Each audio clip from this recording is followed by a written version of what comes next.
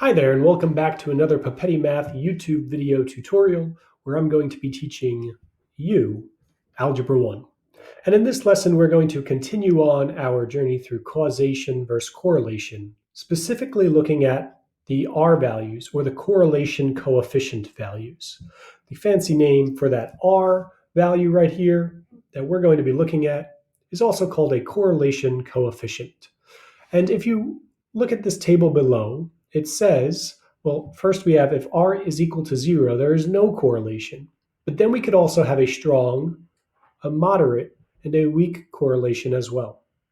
So in order to be a strong positive correlation, we like to see an R value that's between 0.8 and 1. If your R value is less than 0.8, but greater than or equal to 0.5 in that general area, that would be a moderate positive correlation. And finally, if you have an R value that's less than 0.5, that would give you a weak positive correlation. And just like you could have a strong positive, moderate positive, and weak positive correlation, you could also have a negative correlation, which means as your X values increase, your Y values are going to decrease.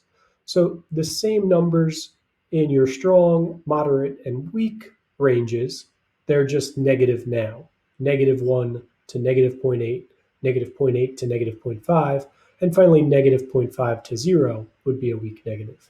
And remember, if R was equal to 0, there would be no correlation whatsoever.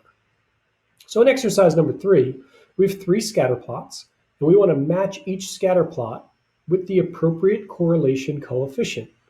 So we could do this a variety of ways. The way that I'm going to choose to do it is I'm going to look at my 3 graphs and figure out which one of those graphs is not like the other. And I see that this graph right here is sloping downwards, where these 2 graphs both go upwards. So if these 2 graphs are going upwards, that would be positive, and this one is going downwards, so that would be negative. So I know that this graph in part C is the only negative one. And if I look at my 3 choices down here, there's only one choice that's negative. And that's going to be R is equal to negative 0.88. Now, as for these two, we want to distinguish the difference between A and B by looking at which one is stronger than the other. And a stronger correlation is when the points in the scatter plot are closer together in a line. So graph B is the strongest of these two. And so in order to have a stronger correlation, we want an R value that's closer to 1. So of the 2 R values remaining, which one's closer to 1? And that's going to be R is equal to 0.95. So again, we're not finding these R values based on numerical data in this chart. We're finding them based on the information that we're given.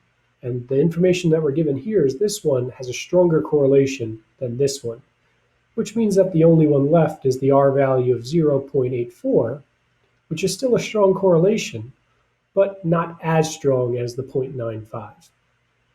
So again, in this video, we looked at R values and how they correlate to a graph or a scatter plot. We also talked about what makes it a strong relationship, a moderate relationship, and a weak relationship. If this video was helpful, please give it a thumbs up below to let me know that this was helpful to you, and you are now ready to go on to our final exercise in our chapter on statistics, which is exercise number 4, and you could click on it right here.